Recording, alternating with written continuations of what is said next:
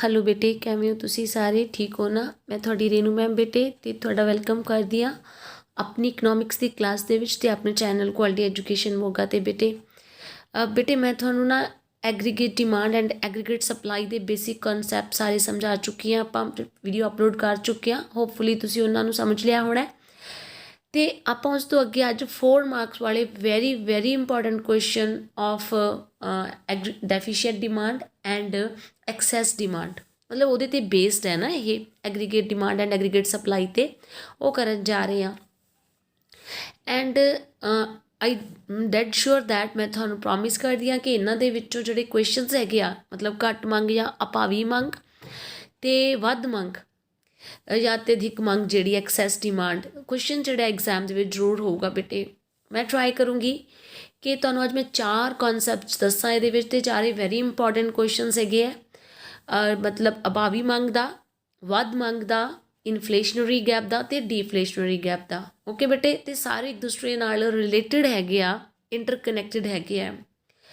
तुहानू डायग्राम समझ आता तो तुसीं उहदे विचों ये चारे क्वेश्चनस नू ड्राइव कर सकते हो प्रॉपरली। तो तुसीं वीडियो नू बहुत ध्यान नाल समझना, एक्चुअली जो मैं बोल रही हूँ उन्होंने समझना है पहला, ठीक है। तुसीं की करदे हो, तुसीं लोग समझते नहीं हो, स्क्रीनशॉट लैंदे हो, इट्स ओके। तो स्क्रीनशॉट लैन दा कि बुक्स विच भी होंदा होता, ठीक है। तो इकनॉमिक्स जिहड़ी चीज़ है ना, वो समझण दा कॉन्सैप्ट है, समझण दा। वो क्रैम करन दा सबजैक्ट नहीं है, रट्टे लगाने का सबजैक्ट नहीं हैगा, ठीक है। मैक्रो इकनॉमिक्स का खास करके इंडियन इकॉनमी आप मन सकते हैं कि रट्टे लग सकते हैं, क्रैमिंग होंदी है तो चलो कर लो। लेकिन मैक्रो इकनॉमिक्स जिहड़ी है रट्टे वाली नहीं है, क्रैमिंग वाली नहीं है। प्लीज़ कॉन्सैप्ट नू प्रॉपरली समझा करो, बहुत यूजफुल भी है। ओके बेटे, तुसीं कहोगे मैम वीडियो की स्टार्टिंग में ही डांटन लग गए, मैं डांट नहीं रही एक्चुअली मैं थोड़ी वैल विशर इस करके तुहानू समझाउणी हाँ। चलो बेटे, तो फिर आप हुण टाइम वेस्ट नहीं करते तो आप फटाफट करते हाँ घट मंग या फिर अभावी मंग तो की भाव है। हाँ जी बेटे, तो फिर सब तो पहला आप स्टार्ट करते हैं घट मंग या अभावी मंग। मैं तुहानू शॉर्ट क्वेश्चनस भी करा चुकी हाँ, वैरी शॉर्ट च भी, MCQs दे विच भी, तो तुहानू ये चीज़ आउंदी आ कि घट मंग किहड़ी स्थिति हुंदी है। वैरी सिंपल लैंग्वेज कहना है तो आप कहांगे जदों कुल मंग कुल पूर्ति नालों घट हुंदी आ। तुसीं ये जिहड़ा कुल वर्ड है ना AD एग्रीगेट डिमांड वाला, ये तुसीं जरूर यूज़ करना है। कल्ला मंग या कल्ला पूर्ति नहीं लिखना, क्योंकि वो माइक्रो इकनॉमिक्स का कॉन्सैप्ट सी। तो कुल मंग कुल पूर्ति नालों घट हुंदी आ, aggregate demand less than aggregate supply. जो तुसीं इहनूं लिखना है तो घट या अभावी मंग वो स्थिति है जिस विच कुल मंग अर्थव्यवस्था विच पूर्ण रोजगार लिए लोड़ींदी कुल पूर्ति तो घट हुंदी है। दैट्स इट, ठीक है। ये इहदा एक प्रॉपर मीनिंग हैगा। तो घट मंग दी 2 विशेषतावां ने। पहली भी आपां घट मंग किहनूं कहने आ, की डेफिनेशन है घट मंग दी, जिहड़ी कुल मंग दा पੱਧਰ पूर्ण रोजगार लिए जरूरी लोड़ींदी कुल मंग दे पੱਧਰ तो घट हुंदा है। मतलब किन्नी एग्रीगेट डिमांड, जिन्नी एग्रीगेट डिमांड पूर्ण रोजगार लिए चाहिए है। अगर तुसी फुल इंप्लॉयमेंट मेनटेन करना चाहते हो, ਉਹਦੇ ਲਈ जिन्नी थानू एग्रीगेट डिमांड चाहिए है, अगर एग्रीगेट डिमांड उस तो घट है, फॉर एग्जाम्पल अगर फुल इंप्लॉयमेंट लैवल मेनटेन करने वास्ते 100 करोड़ की एग्रीगेट डिमांड चाहिए आ, लेकिन एग्रीगेट डिमांड है कितनी है 80 करोड़ की। मतलब फुल इंप्लॉयमेंट मेनटेन करने लिए 100 करोड़ चाहिए है कि 80 करोड़ की आ, इस करके वो की होगी फिर घट मंग होगी। मतलब ये इनका क्राइटेरिया है जज करन दा, ठीक है। तो कुल मंग का पੱਧਰ की हुंदा वै, जिन्ना पूर्ण रोजगार ਲਈ जिन्नी लोड़ींदी कुल मंग चाहिए हुंदी है ਉਹਦੇ ਨਾਲੋਂ घट हुंदा, राइट। ਹੁਣ ਜਦੋਂ मैं पूर्ण रोजगार की गल करती हाँ, तो तुसी पूर्ण रोजगार बारे मैं थानू समझा चुकी हाँ, लेकिन मैं रिपीट करना चाहूँगी कि पूर्ण रोजगार जिहड़ा हुंदा है ना, वो इंप्लॉयमेंट का वो वाला लैवल हुंदा बेटे जिहदे ते ਆਪਾਂ ਇਹ नहीं कह सकते कोई बेरोजगार नहीं हुंदा, लेकिन सिर्फ वो बेरोजगार हुंदे ने ਜਿਹੜੇ बेरोजगार रहना चाहते ने, ठीक आ, ਜਿਹੜੇ वर्तमान मजदूरी की दर ते काम करना नहीं चाहते। मतलब ਇਹਦੇ ਵਿੱਚ ਜਿਹੜੀ अनिच्छुक बेरोजगारी ਜਿਹੜੀ है वो पाई जाती है। हाँ जी बेटे, तो मैं कह रही सी कि पूर्ण रोजगार का लैवल किहड़ा हुंदा जिंदे विच आपां मतलब जिन्ने भी लोग काम करना चाहते ने ना, उन्होंने काम मिल रहा। लेकिन जे कुल मंग कुल पूर्ति नालों घट है, इसका मतलब उस समय किहड़ी बेरोजगारी पाई जाऊगी बेटे, अनिच्छुक बेरोजगारी पाई जाऊगी। मतलब तुसीं ओवरऑल की समझना है, कन्फ्यूज़ नहीं हो जाना कि पूर्ण रोज़गार मेनटेन करने ਲਈ कितनी कुल ਮੰਗ ਚਾਹੀਦੀ ਸੀ, ਉਹਦੇ ਨਾਲੋਂ ਕੁੱਲ ਮੰਗ ਕੀ ਹੈਗੀ ਆ, ਘੱਟ ਹੈਗੀ ਆ, ਰਾਈਟ। ਸਿਮਿਲਰਲੀ ਦੂਸਰੇ ਤਰੀਕੇ ਨਾਲ ਕੀ ਕਹਾਂਗੇ ਆਪਾਂ ਕਿ ਪੂਰਨ ਰੋਜ਼ਗਾਰ ਮੇਨਟੇਨ ਕਰਨ ਲਈ ਜਿੰਨੀ ਕੁੱਲ ਪੂਰਤੀ ਹੈ ਸੀ ਉਹਦੇ ਨਾਲੋਂ ਕੁੱਲ ਮੰਗ ਘੱਟ ਹੁੰਦੀ ਆ, ਤਾਂ ਉਹ ਕੀ ਹੁੰਦਾ ਫਿਰ ਘੱਟ ਮੰਗ ਦੀ ਸਥਿਤੀ ਨੂੰ ਸ਼ੋ ਕਰਦੀ ਹੈਗੀ ਹੈ। ਹੁਣ ਮੈਂ ਤੁਹਾਨੂੰ ਇਹਨੂੰ ਡਾਇਗਰਾਮੈਟਿਕਲੀ ਸਮਝਾਉਣੀ ਆ and you will understand it fully. ਦੇਖੋ ਡਾਇਗਰਾਮ ਇੱਥੇ ਬਣਿਆ ਵੀ ਹੋਇਆ, ਮੈਂ ਤੁਹਾਨੂੰ ਖੁਦ ਬਣਾ ਕੇ ਵੀ ਸਮਝਾਉਂਗੀ। ਤੁਹਾਨੂੰ ਮੈਂ ਬਾਰ-ਬਾਰ ਕਹਿੰਦੀ ਹਾਂ, ਜਦੋਂ ਇਹ ਸਮਝਾਇਆ ਤੁਹਾਨੂੰ ਮੈਂ ਆਲਰੇਡੀ ਸਮਝਾਇਆ ਵੈਸੇ MCQs ਕਰਵਾਉਣ ਲੱਗਿਆਂ ਵੀ, ਕਿ ਜਦੋਂ ਆਪਾਂ OX ਤੇ OY ਐਕਸਿਸ ਲੈਂਦੇ ਹਾਂ ਤਾਂ OX ਤੇ ਅਸੀਂ ਇਨਕਮ ਲੈਣੀ ਹੈ ਯਾਨੀ ਆਮਦਨ, ਆਊਟਪੁੱਟ ਲੈਣੀ ਹੈ ਯਾਨੀ ਉਤਪਾਦਨ, ਤੇ ਇੰਪਲੋਇਮੈਂਟ ਲੈਣੀ ਹੈ ਯਾਨੀ ਕਿ ਰੋਜ਼ਗਾਰ ਲੈਣਾ ਹੈ। ਠੀਕ ਹੈ, ਇੱਕੋ ਹੀ ਸਿੱਕੇ ਦੇ ਤਿੰਨੋਂ ਪਹਿਲੂ ਹੈਗੇ ਆ, ਦੋ ਨਹੀਂ ਤਿੰਨ ਪਹਿਲੂ ਹੈ। ਠੀਕ ਹੈ, ਤੇ ਇੱਧਰ ਆਪਾਂ ਕੀ ਲੈ ਰਹੇ ਹਾਂ, ਐਗਰੀਗੇਟਡ ਡਿਮਾਂਡ ਲੈ ਰਹੇ ਹਾਂ। ਓਕੇ, ਐਂਡ ਆਪਾਂ ਨੂੰ ਪਤਾ ਹੈ ਕਿ ਜਿਹੜੀ ਐਗਰੀਗੇਟ ਸਪਲਾਈ ਹੈ ਉਹ 45 ਡਿਗਰੀ ਤੇ ਬਾਅਦ ਵਿੱਚ ਕੀ ਹੋ ਜਾਂਦੀ ਹੈ, ਵਰਟੀਕਲ। ਐਂਡ ਤੁਸੀਂ ਇਹਦਾ ਕਾਰਨ ਜਾਣਦੇ ਹੋ, ਕਿਉਂਕਿ ਜਿਹੜਾ ਇਹ ਕਿੰਕ ਹੁੰਦਾ ਇਹ ਕੀ ਹੁੰਦਾ, ਫੁੱਲ ਇੰਪਲੋਇਮੈਂਟ ਨੂੰ ਸ਼ੋ ਕਰਦਾ ਹੁੰਦਾ। ਠੀਕ ਹੈ, ਹੁਣ ਦੇਖੋ ਕਿ ਜੇਕਰ ਆ ਫੁੱਲ ਇੰਪਲੋਇਮੈਂਟ ਦਾ ਪੁਆਇੰਟ ਹੈਗਾ, ਰਾਈਟ, ਕਿ ਇੰਨੇ ਜਿਹੜੇ ਹੈ ਪਰਸਨਸ ਹੈਗੇ ਹੈ ਕੰਮ ਕਰਨ ਵਾਲੇ ਆ, ਤਾਂ ਇਸ ਪੁਆਇੰਟ 'ਤੇ ਜਾ ਕੇ ਹੋਣਗੇ। ਲੇਕਿਨ ਅਗਰ ਦੇਖੋ ਆਹ ਵਾਲੀ ਫੁੱਲ ਇੰਪਲੋਇਮੈਂਟ ਦੀ ਐਗਰੀਗੇਟ ਡਿਮਾਂਡ ਹੈ, F ਲਿਖਿਆ ਹੋਇਆ ਹੈ ਨਾ, ਇਹਦਾ ਮਤਲਬ ਹੈ ਫੁੱਲ ਇੰਪਲੋਇਮੈਂਟ ਦੇ ਵਾਸਤੇ ਜਿਹੜੀ ਐਗਰੀਗੇਟ ਡਿਮਾਂਡ ਹੈ, ਅਗਰ ਐਗਰੀਗੇਟ ਡਿਮਾਂਡ ਇਸ ਤੋਂ ਘੱਟ ਹੋਈ, ਮਤਲਬ ਇਹਦੇ ਨਾਲੋਂ ਘੱਟ ਯਾਨੀ ਇਸ ਪੁਆਇੰਟ 'ਤੇ ਘੱਟ ਰਹੀ ਆ, ਤਾਂ ਕੇਨਸ ਦੇ ਅਕੋਰਡਿੰਗ ਇੱਥੇ ਸੰਤੁਲਨ ਤਾਂ ਆ ਗਿਆ ਕਿ ਐਗਰੀਗੇਟ ਡਿਮਾਂਡ ਸਪਲਾਈ ਦੇ ਇਕੁਅਲ ਹੈਗੀ ਆ। ਲੇਕਿਨ ਪੂਰਨ ਰੋਜ਼ਗਾਰ ਲਈ ਜਿੰਨੀ ਆਪਾਂ ਨੂੰ ਮੰਗ ਚਾਹੀਦੀ ਸੀ ਉਹ ਆਹ ਵਾਲੀ ਸੀ ਕੁੱਲ ਮੰਗ, ਲੇਕਿਨ ਹੈ ਕਿੰਨੀ ਕੁੱਲ ਮੰਗ, ਆਹ ਵਾਲੀ ADU ਯਾਨੀ ਅੰਡਰ ਇੰਪਲੋਇਮੈਂਟ ਵਾਲੀ। ਮਤਲਬ ਚਾਹੀਦੀ ਤਾਂ ਇੰਨੀ ਹੈ ਕੁੱਲ ਮੰਗ, ਲੇਕਿਨ ਹੈ ਕਿੰਨੀ ਕੁੱਲ ਮੰਗ, ਇੰਨੀ ਹੈਗੀ ਹੈ। ਇਹਦਾ ਮਤਲਬ ਹੈ ਕੁੱਲ ਮੰਗ ਘੱਟ ਹੈ। ਤੇ ਕਿੰਨੀ ਘੱਟ ਹੈ, ਦੇਖੋ ਕੁੱਲ ਮੰਗ ਚਾਹੀਦੀ ਕਿੰਨੀ ਹੈ, FM ਦੇ ਇਕੁਅਲ। ਠੀਕ ਹੈ, ਲੇਕਿਨ ਹੈ ਕਿੰਨੀ ਹੈ ਕੁੱਲ ਮੰਗ, CM ਦੇ ਇਕੁਅਲ। ਇਹਦਾ ਮਤਲਬ ਹੈ ਕਿੰਨੀ ਕੁੱਲ ਮੰਗ ਘੱਟ ਹੈਗੀ ਹੈ, FC ਦੇ ਇਕੁਅਲ ਹੈ। ਠੀਕ ਹੈ ਬੇਟੇ, ਰਿਪੀਟ ਕਰਨਾ ਚਾਹੂੰਗੀ ਕਿ ਕਿੰਕ ਤੇ ਜਿਹੜਾ ਕੱਟਦੀ ਹੈ ਐਗਰੀਗੇਟ ਡਿਮਾਂਡ ਉਹ ਫੁੱਲ ਇੰਪਲੋਇਮੈਂਟ ਵਾਲੀ ਕੁੱਲ ਮੰਗ ਹੈ, ਲੇਕਿਨ ਕਿੰਕ ਤੋਂ ਨੀਚੇ ਜੇਕਰ ਕੱਟਦੀ ਇੰਕ ਮੈਨੇ ਕੋਨਾ, ਉਹਦੇ ਨੀਚੇ ਜੇਕਰ ਕੱਟ ਰਹੀ ਹੈ ਤਾਂ ਉਹ ਕੀ ਹੈਗੀ ਆ, ਅੰਡਰ ਇੰਪਲੋਇਮੈਂਟ ਵਾਲੀ ਯਾਨੀ ਘੱਟ ਰੋਜ਼ਗਾਰ ਵਾਲੀ, ਅਪੂਰਨ ਰੋਜ਼ਗਾਰ ਵਾਲੀ। ਇਹ ਤੇ ਕੁੱਲ ਮੰਗ ਤੇ ਕੁੱਲ ਪੂਰਤੀ ਬਰਾਬਰ ਤਾਂ ਹੈ, ਸੰਤੁਲਨ ਤਾਂ ਆ ਰਿਹਾ ਹੈ, ਲੇਕਿਨ ਇੱਥੇ ਪੂਰਨ ਰੋਜ਼ਗਾਰ ਨਹੀਂ ਹੈ। ਓਕੇ, ਤੁਸੀਂ ਦੇਖੋ ਜੇ ਤੁਸੀਂ ਇਹਨੂੰ ਨੀਚੇ ਇਨਕਰੀਜ਼ ਕਰੋਗੇ ਤਾਂ ਪਰਸਨਸ ਇੰਨੇ ਆ ਕੰਮ ਕਰਨ ਵਾਲੇ, ਲੇਕਿਨ ਦੇਖੋ ਇੰਨਿਆਂ ਨੂੰ ਕੰਮ ਮਿਲਿਆ ਹੋਇਆ ਹੋਊਗਾ, ਤਾਂ ਇਹ ਜਿਹੜੇ ਹੋਣਗੇ ਇਹ ਕੀ ਹੈਗੇ ਹੈ, ਇਨਵੋਲੰਟਰੀ ਅਨਇੰਪਲੋਇਡ ਯਾਨੀ ਅਣਇੱਛੁਕ ਬੇਰੁਜ਼ਗਾਰ, ਜਿਹੜੇ ਬੇਰੁਜ਼ਗਾਰ ਨਹੀਂ ਸੀ ਰਹਿਣਾ ਚਾਹੁੰਦੇ। ਓਕੇ, ਤਾਂ ਇਟ ਮੀਨਸ ਇਹ ਕੀ ਆ ਗਈ, ਫਿਰ ਘੱਟ ਮੰਗ ਹੋ ਗਈ, ਅਭਾਵੀ ਮੰਗ ਹੋ ਗਈ। ਠੀਕ ਹੈ ਬੇਟੇ, ਅਭਾਵੀ ਮੰਗ ਹੋ ਗਈ, ਲੇਕਿਨ ਫਿਰ ਅਭਾਵੀ ਮੰਗ ਹੋਣ ਦੇ ਨਾਲ ਉਹਦੇ ਕੁਝ ਰਿਜ਼ਲਟਸ, ਉਹਦੇ ਸਿੱਟੇ ਕੀ ਨਿਕਲਦੇ ਨੇ।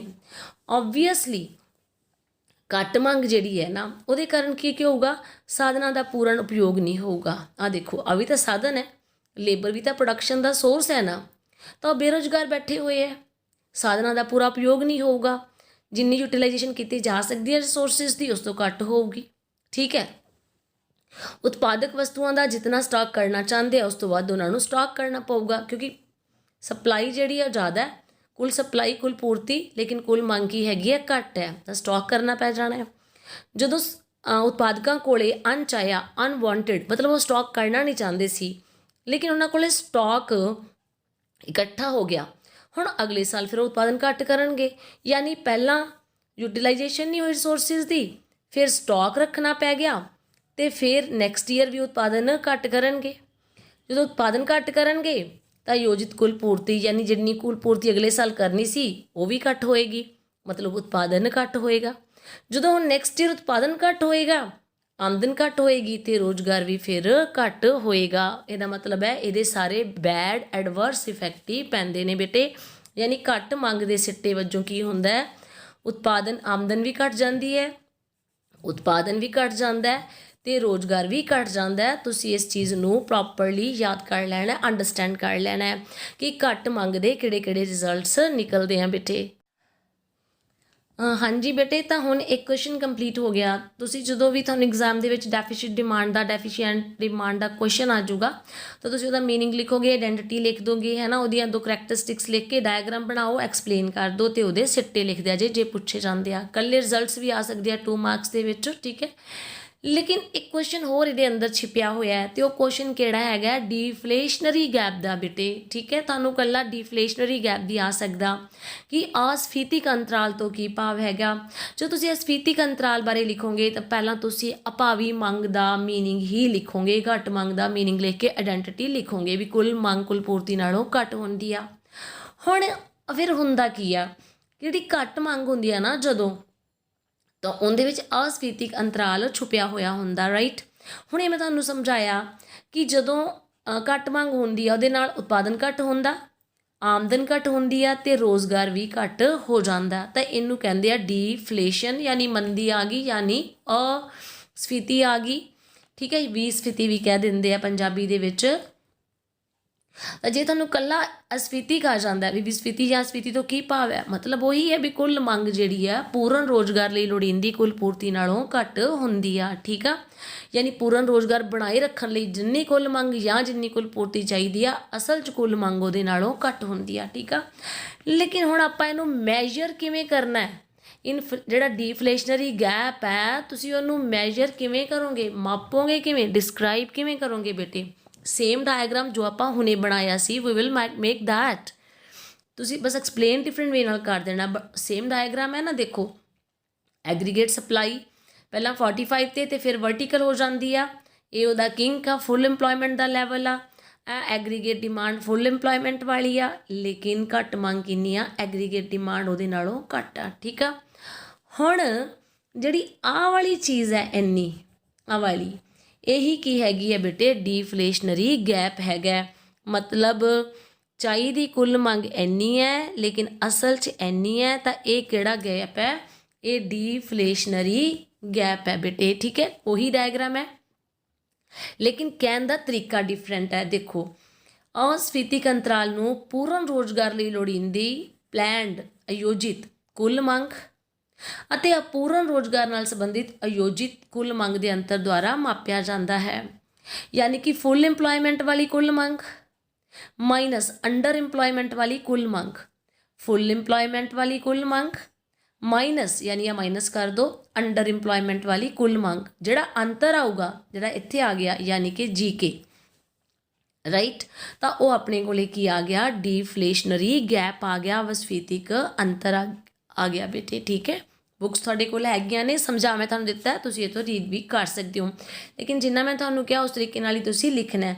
लेकिन हमेशा डायग्राम नूं एक्सप्लेन जरूर करीदा हुंदा है। डायग्राम नूं एक्सप्लेन करन दा कि तरीका होंदा है कि आपां लिख दिंदे हां ओ एक्स एक्सिस दे उपर इनकम आउटपुट इंप्लॉयमेंट दिता होया है, ਇਹਦੇ ਉੱਪਰ ਐਗਰੀਗੇਟ ਡਿਮਾਂਡ ਦਿੱਤਾ ਹੋਇਆ ਹੈ, ਐਗਰੀਗੇਟ ਸਪਲਾਈ ਜਿਹੜੀ ਆ ਉਹ ਕੁੱਲ ਪੂਰਤੀ ਦੀ ਕਰਵ ਹੈ, ਇਹ ਜੀ ਤੱਕ ਤਾਂ 45 ਡਿਗਰੀ ਤੇ ਆ, ਉਸ ਤੋਂ ਬਾਅਦ ਇਹ ਵਰਟੀਕਲ ਹੋ ਜਾਂਦੀ ਆ, ਜਿੱਥੇ ਤੱਕ ਇਹ ਜੀ ਤੇ ਆ ਇਹਦਾ ਕਿੰਕ ਪੁਆਇੰਟ ਆ, ਕੋਨੇ ਵਾਲਾ ਪੁਆਇੰਟ ਆ, ਇੱਥੋਂ ਇਹ ਸ਼ੋਅ ਕਰਦਾ ਕਿ ਫੁੱਲ ਇੰਪਲੋਇਮੈਂਟ ਲੈਵਲ ਨੂੰ ਸ਼ੋਅ ਕਰਦਾ।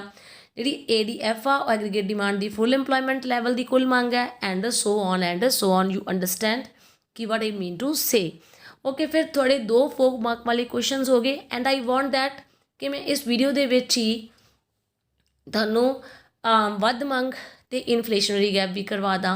वैसे मेरा जिहड़ा मूड सीगा वो यही सी कि 2 वीडियोज़ अपलोड करा, बट बिकॉज अपने बोर्ड एग्जाम्स नीयर हैगे है तो मैं रिस्क नहीं लै सकती, that's why I will have to. तो चलो फिर एक ब्रेक लो, तो एक ब्रेक तो बाद फिर तुसी नहीं मैं मतलब आपां करदे हां बेटे वध मंग एंड इनफ्लेशनरी गैप। हाँ जी बेटे, तो हुण ब्रेक तो बाद आपां करदे हां एक्सैस डिमांड अतिधिक मंग। तुहानूं बहुत क्विकली ये चीज़ समझ आनी है। अतिधिक मंग का की मतलब हो गया, कुल मंग जिहड़ी है कुल पूर्ति नालों ज़्यादा हुंदी आ, राइट। मतलब अतिधिक मंग वो हालत हुंदी आ जिहदे विच कुल मंग जिहड़ी आ पूर्ण रोज़गार लई लोड़ींदी कुल पूर्ति तो ज़्यादा हुंदी, मतलब पूर्ण रोज़गार लई जिन्नी कुल पूर्ति चाहीदी है ना उहदे नालों ज़्यादा हुंदी आ। सिमिलरली ਇਹਦੀਆਂ ਕਰੈਕਟਰਿਸਟਿਕਸ ਲਿਖ ਦੇਣੀਆਂ ਨੇ ਕਿ ਕੁੱਲ ਮੰਗ ਦਾ ਪੱਧਰ ਪੂਰਨ ਰੋਜ਼ਗਾਰ ਲਈ ਲੋੜੀਂਦੀ ਜਿੰਨੀ ਕੁੱਲ ਮੰਗ ਹੈ ਉਹਦੇ ਨਾਲੋਂ ਜ਼ਿਆਦਾ ਹੈ, ਤੇ ਜਿੰਨੀ ਕੁੱਲ ਪੂਰਤੀ ਚਾਹੀਦੀ ਹੈ ਉਹਦੇ ਨਾਲੋਂ ਵੀ ਜ਼ਿਆਦਾ ਹੁੰਦਾ ਹੈ। ਮਤਲਬ ਕਿ ਜਿੰਨੀ ਕੁੱਲ ਪੂਰਤੀ ਹੈ ਕੁੱਲ ਮੰਗ ਉਹਦੇ ਨਾਲੋਂ ਵੀ ਜ਼ਿਆਦਾ ਹੈ। ਪੂਰਨ ਰੋਜ਼ਗਾਰ ਮੇਨਟੇਨ ਕਰਨ ਲਈ ਜਿੰਨੀ ਕੁੱਲ ਮੰਗ ਚਾਹੀਦੀ ਹੈ ਐਕਚੁਅਲੀ ਕੁੱਲ ਮੰਗ ਉਹਦੇ ਨਾਲੋਂ ਜ਼ਿਆਦਾ ਹੈਗੀ ਆ। ਇਸ ਦਾ ਕਾਰਨ ਹੈ ਕਿ ਸਾਧਨਾਂ ਦਾ ਪਹਿਲਾਂ ਤੋਂ ਹੀ ਪੂਰਨ ਉਪਯੋਗ ਹੋ ਰਿਹਾ ਹੈ। ਪੂਰਾ ਉਪਯੋਗ ਮਤਲਬ ਸਾਰੇ ਸਾਧਨ ਕੰਮ ਤੇ ਲੱਗੇ ਹੋਏ ਆ। ਪੂਰਤੀ 'ਚ ਤਾਂ ਵਾਧਾ ਹੋ ਨਹੀਂ ਰਿਹਾ, ਦਰਅਸਲ ਵਾਧਾ ਕਾਹਦੇ 'ਚ ਹੋਈ ਜਾ ਰਿਹਾ, ਕੁੱਲ ਮੰਗ ਵਿੱਚ ਹੋਈ ਜਾ ਰਿਹਾ ਵਾਧਾ। ਤਾਂ ਆਪਾਂ ਡਾਇਗਰਾਮ ਜਿਹੜਾ ਬਣਾਉਣਾ ਹੈਗਾ ਤਾਂ ਉਹਦੇ ਵਿੱਚ ਤੁਸੀਂ ਕੀ ਕਰਨਾ, ਸਿਮਿਲਰਲੀ ਤੁਸੀਂ ਕੁੱਲ ਪੂਰਤੀ ਬਣਾ ਲਈ, ਐਗਰੀਗੇਟ ਸਪਲਾਈ ਬਣਾ ਲਈ ਐਂਡ ਕਾਰਨਰ 'ਤੇ ਕਿੰਕ ਆ ਗਿਆ। ਅਤੇ ਇਹ ਆਪਾਂ ਨੂੰ ਪਤਾ ਹੀ ਹੈ ਕਿ ਇਹ ਫੁੱਲ ਇੰਪਲੋਇਮੈਂਟ ਦੀ ਕੁੱਲ ਮੰਗ ਹੈ। ਲੇਕਿਨ ਅਗਰ ਅਸਲੀ ਕੁੱਲ ਮੰਗ ਇਹਦੇ ਨਾਲੋਂ ਜ਼ਿਆਦਾ ਹੋ ਜਾਂਦੀ ਹੈ, ਜਿਹੜੀ ਆ ਡੈਸ਼ ਦੇ ਵਿੱਚ ਸ਼ੋਅ ਕੀਤੀ ਹੋਈ ਹੈ, ਇਹੀ ਦਿਖਾਉਣ ਵਾਸਤੇ ਸ਼ੋਅ ਕੀਤੀ ਹੋਈ ਹੈ ਕਿ ਜਿਹੜੀ ਮੰਗ ਵੱਧ ਗਈ, ਕੁੱਲ ਮੰਗ ਉਹ ਇੱਥੇ ਚਲੀ ਗਈ। ਹੁਣ ਤੁਹਾਨੂੰ ਪਤਾ ਕਿ ਇਹ ਫੁੱਲ ਇੰਪਲੋਇਮੈਂਟ ਦਾ ਲੈਵਲ ਹੈ, ਉਤਪਾਦਨ ਤਾਂ ਹੋਰ ਵਧਾਇਆ ਜਾ ਹੀ ਨਹੀਂ ਸਕਦਾ ਹੈਗਾ। ਠੀਕ ਹੈ, ਇਹਦਾ ਮਤਲਬ ਹੈ ਇਹਦੇ ਵਿੱਚ ਵੱਧ ਕੀ ਰਿਹਾ, ਇਕੱਲਾ ਕੁੱਲ ਮੰਗ ਵੱਧ ਰਿਹਾ ਹੈ। ਹੁਣ ਅਸਲ ਵਿੱਚ ਮੰਗ ਪੂਰਤੀ ਕਿੰਨੀ ਹੈ, ਕੁੱਲ ਪੂਰਤੀ ਆਹ ਵਾਲੀ, ਠੀਕ ਹੈ, ਅਤੇ ਕੁੱਲ ਮੰਗ ਵੀ, ਲੇਕਿਨ ਕੁੱਲ ਮੰਗ ਹੋ ਕਿੰਨੀ ਰਹੀ ਮਾਰਕੀਟ 'ਚ, ਇੰਨੀ ਸਾਰੀ। ਇਹਦਾ ਮਤਲਬ ਆਹ ਵਾਲੀ ਚੀਜ਼ ਕੀ ਆ, ਨਜ਼ਰ ਆ ਰਿਹਾ ਕਿ ਮੇਰੇ ਨੇਲਸ ਹੀ ਦੇਖੇ ਜਾਂਦੇ ਆ।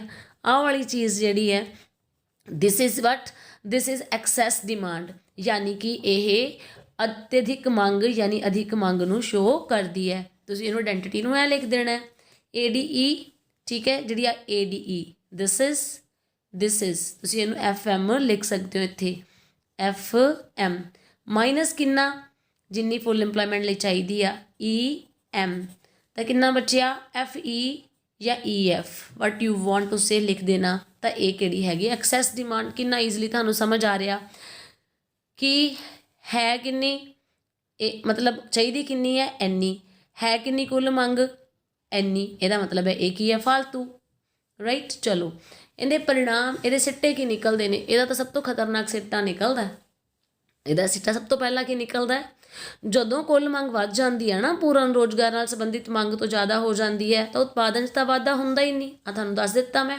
ਉਤਪਾਦਨ 'ਚ ਤਾਂ ਵਾਧਾ ਹੋਣਾ ਹੀ ਨਹੀਂ, ਜਿੰਨੀ ਕੁੱਲ ਪੂਰਤੀ ਆ ਓਨੀ ਹੀ ਰਹਿਣੀ ਹੈਗੀ ਆ, ਯਾਨੀ ਉਤਪਾਦਨ ਤਾਂ ਹੋ ਗਿਆ ਸਥਿਰ, ਕੁੱਲ ਮੰਗ ਜਿੰਨੀ ਮਰਜ਼ੀ ਵਧੀ ਜਾਵੇ। ਜਦੋਂ ਵਸਤੂਆਂ ਅਤੇ ਸੇਵਾਵਾਂ ਦਾ ਪ੍ਰਵਾਹ ਸਥਿਰ ਹੈ, ਯਾਨੀ ਉਤਪਾਦਨ ਸਥਿਰ ਰਹਿੰਦਾ ਹੈ, ਅਤੇ ਅਤਿਅਧਿਕ ਮੰਗ ਦੀ ਹਾਲਤ ਜਿਹੜੀ ਆ ਕੁੱਲ ਪੂਰਤੀ ਨਾਲੋਂ ਜ਼ਿਆਦਾ ਹੋ ਜਾਂਦੀ। ਇਹ ਤਾਂ ਆਪਾਂ ਦੱਸਤਾ, ਇਹ ਕੋਈ ਸਿੱਟਾ ਨਹੀਂ ਐਕਚੁਅਲ ਤੌਰ 'ਤੇ ਬੁੱਕ ਇਹਨੇ ਲਿਖਿਆ ਤਾਂ ਹੋਇਆ, ਲੇਕਿਨ ਅਸਲ 'ਚ ਆਪਾਂ ਇਹੀ ਤਾਂ ਕਹਿ ਰਹੇ ਹਾਂ ਕਿ ਕੁੱਲ ਮੰਗ ਜ਼ਿਆਦਾ ਹੋ ਜਾਂਦੀ ਹੈ। ਲੇਕਿਨ ਅਸਲੀ ਰਿਜ਼ਲਟ ਕਿਹੜਾ ਹੈ, ਆਹ ਵਾਲਾ, ਕਿ ਇਹਦੇ ਨਾਲ ਕੀ ਹੋ ਜਾਂਦਾ ਹੈ, ਮੁਦਰਾ ਸਫੀਤੀ ਦੀ ਹਾਲਤ ਪੈਦਾ ਹੋ ਜਾਂਦੀ ਆ, ਯਾਨੀ ਕੀਮਤਾਂ ਦੇ ਵਿੱਚ ਕੀ ਹੋ ਜਾਂਦਾ, ਵਾਧਾ ਹੋ ਜਾਂਦਾ ਹੈ। ਕੀਮਤਾਂ ਵੱਧਦੀਆਂ ਨੇ ਤਾਂ ਚੀਜ਼ਾਂ ਦੀਆਂ ਲਾਗਤਾਂ ਵੀ ਵਧਣ ਲੱਗ ਜਾਂਦੀਆਂ ਨੇ, ਯਾਨੀ ਉਤਪਾਦਨ ਦਾ ਖਰਚਾ ਵੀ ਵਧਣ ਲੱਗ ਜਾਂਦਾ ਹੈ ਅਤੇ ਕੀਮਤਾਂ ਹੋਰ ਵੀ ਜ਼ਿਆਦਾ ਵੱਧ ਹੋਣ ਲੱਗ ਜਾਂਦੀਆਂ ਨੇ। ਓਕੇ ਬੇਟੇ, ਤਾਂ ਅਲਟੀਮੇਟਲੀ ਤੁਸੀਂ ਅੰਡਰਸਟੈਂਡ ਕਰਨਾ ਹੈ ਕਿ ਅਧਿਕ ਮੰਗ ਦਾ ਜਿਹੜਾ ਪਰਿਣਾਮ ਹੁੰਦਾ ਉਹ ਕੀ ਹੁੰਦਾ ਹੈ, ਕੀਮਤਾਂ ਦਾ ਬਹੁਤ ਜ਼ਿਆਦਾ ਵਾਧਾ ਬੇਟੇ। ਠੀਕ ਹੈ, ਤਾਂ ਹੁਣ ਆਪਾਂ ਇੱਕ ਕੁਐਸਚਨ ਇਹ ਕੰਪਲੀਟ ਹੋ ਗਿਆ 4 ਮਾਰਕ ਦਾ। ਹੋਰ ਅਧਿਕ ਮੰਗ ਦਾ ਕੀ ਮਤਲਬ ਹੈ, ਮੀਨਿੰਗ ਲਿਖ ਦੇਣਾ, ਆਇਡੈਂਟੀਟੀ ਲਿਖਣੀ, ਕਰੈਕਟਰਿਸਟਿਕਸ ਡਾਇਗਰਾਮ ਐਕਸਪਲੇਨ ਕਰੋ ਅਤੇ ਉਹਦੇ ਪਰਿਣਾਮ ਲਿਖ ਦਿਆ ਜੇ। ਨਾਓ ਆਪਾਂ ਲਾਸਟ ਵਾਲਾ ਕੁਐਸਚਨ ਕਰਦੇ ਹਾਂ, ਅਤੇ ਲਾਸਟ ਕੁਐਸਚਨ ਹੈਗਾ ਹੁਣ ਇਸ ਵਿੱਚ ਇਨਫਲੇਸ਼ਨਰੀ ਗੈਪ। ਤਾਂ ਆਪਾਂ 4 ਮਾਰਕ ਵਾਲੇ ਇਸ ਸਾਲ ਦੇ ਬੋਰਡ ਸਟਾਈਲ ਵਾਲੇ 4 ਕੁਐਸਚਨਸ ਆਪਣੇ ਕੰਪਲੀਟ ਹੋ ਜਾਣਗੇ, ਰਾਈਟ। ਹਾਂਜੀ ਬੇਟੇ, ਤਾਂ ਵੀਡੀਓ ਨੂੰ ਲਾਈਕ ਤਾਂ ਕਰ ਦਿੱਤਾ ਹੋਣਾ, ਨਹੀਂ ਕਰਨਾ ਨਾ ਕਰੋ, ਮਰਜ਼ੀ ਹੈ ਤੁਹਾਡੀ, ਲੇਕਿਨ ਤੁਹਾਨੂੰ ਪਤਾ ਕਿ ਤੁਹਾਡੇ ਲਈ ਮੈਂ ਹਮੇਸ਼ਾ ਟਾਈਮ ਕੱਢਦੀ ਹਾਂ ਪੜ੍ਹਾਉਣ ਲਈ। ਜਿਵੇਂ ਵੀ ਮੈਨੂੰ ਲੱਗਦਾ ਹੈ ਕਿ ਹਾਂ ਤੁਹਾਡਾ ਲੋਸ ਨਾ ਹੋ ਜਾਵੇ ਤਾਂ ਤੁਹਾਨੂੰ ਪ੍ਰੇਜ਼ ਤਾਂ ਕਰਨੀ ਚਾਹੀਦੀ ਆ। ਓਕੇ, ਐਨੀਵੇਜ਼, ਕਿਉਂਕਿ ਪ੍ਰੇਜ਼ ਕਰਨ ਲਈ ਵੀ ਦਿਲ ਬਹੁਤ ਵੱਡਾ ਚਾਹੀਦਾ ਹੁੰਦਾ, ਤਾਰੀਫ ਕਰਨ ਦੇ ਲਈ ਮੂੰਹ ਦੀ ਲੋੜ ਨਹੀਂ ਹੁੰਦੀ, ਕਿ ਤਾਰੀਫ ਕਰਨ ਲਈ ਦਿਲ ਦੀ ਲੋੜ ਹੁੰਦੀ ਆ।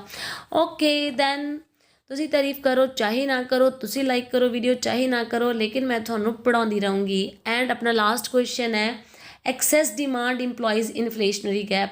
ਜਿਹੜੀ ਐਕਸੈਸ ਡਿਮਾਂਡ ਹੈ ਉਹ ਕੀ ਇੰਪਲਾਈ ਕਰਦੀ ਆ, ਉਹ ਇਨਫਲੇਸ਼ਨਰੀ ਗੈਪ ਨੂੰ ਯਾਨੀ ਸਫੀਤਿਕ ਅੰਤਰਾਲ ਨੂੰ ਸ਼ੋਅ ਕਰਦੀ ਆ। ਪਹਿਲਾਂ ਆਪਾਂ ਕਿਹੜਾ ਕੀਤਾ ਸੀ, ਅਸਫੀਤੀ, ਹੁਣ ਆਪਾਂ ਕਿਹੜਾ ਕਰ ਰਹੇ ਹਾਂ, ਇਨਫਲੇਸ਼ਨਰੀ ਗੈਪ ਯਾਨੀ ਸਫੀਤਿਕ ਅੰਤਰਾਲ। ਇਨਫਲੇਸ਼ਨਰੀ ਗੈਪ ਦਾ ਕੀ ਮਤਲਬ ਹੈ, ਜਦੋਂ ਕੁੱਲ ਮੰਗ ਕੁੱਲ ਪੂਰਤੀ ਤੋਂ ਬਹੁਤ ਜ਼ਿਆਦਾ ਹੈ ਅਤੇ ਉਹਦੇ ਨਾਲ ਹੁੰਦਾ ਕੀ ਹੈ, ਕੀਮਤਾਂ ਵਿੱਚ ਵਾਧਾ ਹੋਣ ਲੱਗ ਜਾਂਦਾ ਬੇਟੇ। ਠੀਕ ਹੈ ਨਾ, ਹਾਂਜੀ ਬੇਟੇ। ਤਾਂ ਸਫੀਤਿਕ ਇਨਫਲੇਸ਼ਨਰੀ ਗੈਪ ਦਾ ਕੀ ਮਤਲਬ ਹੋ ਗਿਆ ਵੀ ਜਦੋਂ ਕੀਮਤਾਂ ਵਿੱਚ ਬਹੁਤ ਜ਼ਿਆਦਾ ਵਾਧਾ ਹੋ ਜਾਂਦਾ ਹੈਗਾ, ਅਤੇ ਹੁੰਦਾ ਕਦੋਂ ਹੈ, ਜਦੋਂ ਕੁੱਲ ਮੰਗ ਲੋੜੀਂਦੀ ਕੁੱਲ ਪੂਰਤੀ ਨਾਲੋਂ ਜ਼ਿਆਦਾ ਹੁੰਦੀ ਹੈ, ਤਾਂ ਮਤਲਬ ਜਿੰਨੀ ਕੁੱਲ ਪੂਰਤੀ ਹੈ। ਤਾਂ ਇਹਦੇ ਵਿੱਚ ਸੇਮ ਡਾਇਗਰਾਮ ਬਣ ਗਈ ਆਪਣੇ ਕੋਲੇ, ਆ ਫੁੱਲ ਇੰਪਲੋਇਮੈਂਟ ਵਾਲਾ ਲੈਵਲ ਆ ਗਿਆ, ਅਤੇ ਇਹ ਕਿਹੜਾ ਆ ਗਿਆ, ਐਕਸੈਸ ਇੰਪਲੋਇਮੈਂਟ ਵਾਲਾ, ਤਾਂ ਆਹੀ ਵਾਲਾ ਗੈਪ ਜਿਹੜਾ ਹੈ ਉਹਦਾ ਨਾਮ ਕੀ ਹੈਗਾ, ਇਨਫਲੇਸ਼ਨਰੀ ਗੈਪ ਹੈਗਾ। ਯਾਨੀ ਕਿ ਇਹ ਕੀਮਤਾਂ ਦੇ ਵਾਧੇ ਨੂੰ ਸ਼ੋ ਕਰਦਾ ਹੈ, ਤੇ ਤੁਸੀਂ ਉਸ ਤਰ੍ਹਾਂ ਹੀ ਆਈਡੈਂਟੀਟੀ ਲਿਖ ਦੇਣੀ ਹੈ ਬੇਟੇ। ਓਕੇ, ਤਾਂ ਫਿਰ ਤੁਹਾਨੂੰ ਮੈਂ ਉਮੀਦ ਕਰਦੀ ਹਾਂ ਕਿ ਤੁਹਾਨੂੰ ਅੱਜ ਜਿਹੜੇ ਕੁਐਸਚਨਸ ਮੈਂ ਚਾਰੋਂ ਕਰਵਾਏ ਹੈਗੇ ਆ ਤੁਹਾਨੂੰ ਸਮਝ ਆ ਗਏ ਹੋਣਗੇ। ਤੁਸੀਂ ਇਹ ਜ਼ਰੂਰ ਸਮਝ ਲੈਣਾ, ਮੈਂ ਰਿਪੀਟ ਕਰਦੀ ਹਾਂ ਇੱਕ ਗੱਲ, ਕਿ ਜਦੋਂ ਸਫੀਤਿਕ ਅੰਤਰਾਲ ਵਾਲਾ ਕੁਐਸਚਨ ਵੀ ਲਿਖਣਾ ਹੈ ਤਾਂ ਪਹਿਲਾਂ ਅਤਿਅਧਿਕ ਜਿਹੜਾ ਮੰਗ ਹੈ ਉਹਦਾ ਮੀਨਿੰਗ ਲਿਖ ਦੇਣਾ ਹੈ ਤੁਸੀਂ, ਰਾਈਟ। ਫਿਰ ਤੁਸੀਂ ਸਫੀਤਿਕ ਅੰਤਰਾਲ ਦਾ ਮੀਨਿੰਗ ਲਿਖਣਾ ਹੈਗਾ, ਆਈਡੈਂਟੀ ਲਿਖ ਦੇਣੀ ਹੈ, ਡਾਇਗਰਾਮ ਬਣਾਉਣਾ, ਐਕਸਪਲੇਨ ਕਰ ਦੇਣਾ, ਅਤੇ ਡਾਇਗਰਾਮ ਨੂੰ ਵੀ ਐਕਸਪਲੇਨ ਕਰ ਦੇਣਾ, ਅਤੇ ਤੁਹਾਡਾ 4 ਮਾਰਕ ਦਾ ਕੁਐਸਚਨ ਕੰਪਲੀਟ ਹੋ ਜਾਊਗਾ। ਓਕੇ ਬੇਟੇ, ਤਾਂ ਹੁਣ ਮੈਂ ਉਮੀਦ ਕਰਦੀ ਹਾਂ ਕਿ ਤੁਸੀਂ ਇਹ ਚਾਰੋਂ ਕੁਐਸਚਨ ਜ਼ਰੂਰ ਕਰ ਲਓਗੇ, ਅਤੇ ਤੁਸੀਂ ਇਹ ਯਾਦ ਰੱਖਣਾ ਕਿ ਤੁਹਾਨੂੰ ਵਨ ਕੁਐਸਚਨ ਜਿਹੜਾ ਇਹਦੇ ਵਿੱਚੋਂ ਐਕਚੁਅਲੀ ਇਹ 2 ਹੀ ਹੈ, ਠੀਕ ਹੈ, ਬਸ ਨਾਮ ਬਦਲ ਜਾਂਦਾ ਜਦੋਂ ਆਪਾਂ ਇਨਫਲੇਸ਼ਨਰੀ ਜਾਂ ਡਿਫਲੇਸ਼ਨਰੀ ਗੈਪ ਕਰਦੇ ਹਾਂ, ਉਹੀ ਡਾਇਗਰਾਮ ਹੁੰਦੀ, ਉਹੀ ਸਾਰਾ ਕੁਛ ਹੁੰਦਾ। ਤਾਂ ਇਹਨਾਂ ਵਿੱਚੋਂ ਕੁਐਸਚਨ ਤੁਹਾਨੂੰ ਮਸਟ ਆਏਗਾ ਐਗਜ਼ਾਮ ਦੇ ਵਿੱਚ, ਅਤੇ ਤੁਸੀਂ ਜ਼ਰੂਰ ਕਰਕੇ ਆਇਆ ਜੇ। ਆਈ ਵਾਂਟ ਦੈਟ ਤੁਹਾਡੇ ਸਭ ਦੇ 90+ ਮਾਰਕਸ ਐਟਲੀਸਟ ਆਉਣ ਹੀ ਆਉਣ, ਲੇਕਿਨ ਉਹ ਆਉਣੇ ਤਾਂ ਮੈਂ ਪੜ੍ਹਾਉਂਦੀ ਰਹੂੰਗੀ ਤਾਂ ਨਹੀਂ ਆਉਣੇ। ਮੇਰੇ ਪੜ੍ਹਾਉਣ ਤੋਂ ਬਾਅਦ ਅਗਰ ਤੁਸੀਂ ਉਹਨਾਂ ਨੂੰ ਰਿਵਾਈਜ਼ ਕਰਦੇ ਰਹੋਗੇ, ਪ੍ਰੈਕਟਿਸ ਕਰਦੇ ਰਹੋਗੇ, ਅਤੇ ਜੇ ਕੋਈ ਡਾਊਟਸ ਹੋਣਗੇ ਆਪਦੇ ਉਹ ਮੈਨੂੰ ਪੁੱਛਦੇ ਰਹੋਗੇ, ਤਾਂ ਹੀ ਤੁਹਾਡੇ ਮਾਰਕਸ ਆਉਣਗੇ 90+। ਅਤੇ ਮੈਨੂੰ ਬਹੁਤ ਖੁਸ਼ੀ ਹੋਊਗੀ ਅਗਰ ਤੁਸੀਂ ਇਹਨਾਂ ਸਕੋਰ ਕਰਦੇ ਹੋ ਤਾਂ ਮੈਨੂੰ ਵੀ ਲੱਗੂਗਾ ਕਿ ਅਗਰ ਮੈਂ ਹਾਰਡ ਵਰਕ ਕੀਤਾ ਇਹਨਾਂ ਬੱਚਿਆਂ 'ਤੇ ਤਾਂ ਇਹਨਾਂ ਨੇ ਅੱਗੋਂ ਮੈਨੂੰ ਆਊਟਪੁੱਟ ਵੀ ਜ਼ਰੂਰ ਦਿੱਤੀ ਹੈਗੀ ਹੈ। ਓਕੇ ਬੇਟੇ, ਬਲੈਸ ਯੂ, ਟੇਕ ਕੇਅਰ, ਪੜ੍ਹਦੇ ਰਹੋ, ਖੁਸ਼ ਰਹੋ। ਚੈਨਲ ਨੂੰ ਖੁਦ ਸਬਸਕ੍ਰਾਈਬ ਕਰੋ, ਕਈ ਵਾਰੀ ਜ਼ੁਬਾਨ ਫਿਸਲ ਜਾਂਦੀ ਆ, ਖੁਦ ਸਬਸਕ੍ਰਾਈਬ ਕਰੋ, ਦੂਸਰਿਆਂ ਤੋਂ ਵੀ ਕਰਵਾਓ, ਜਿਹਦਾ ਫੋਨ ਫੜੋ ਉਹਦੇ ਤੋਂ ਸਬਸਕ੍ਰਾਈਬ ਕਰਾ ਦਿਆ ਕਰੋ। Bye bye, take care, bless you. Okay, bye bye, take care, bless you. पढ़ते रहो, खुश रहो, बहुत गुड स्कोर करो। Bye, bless you all.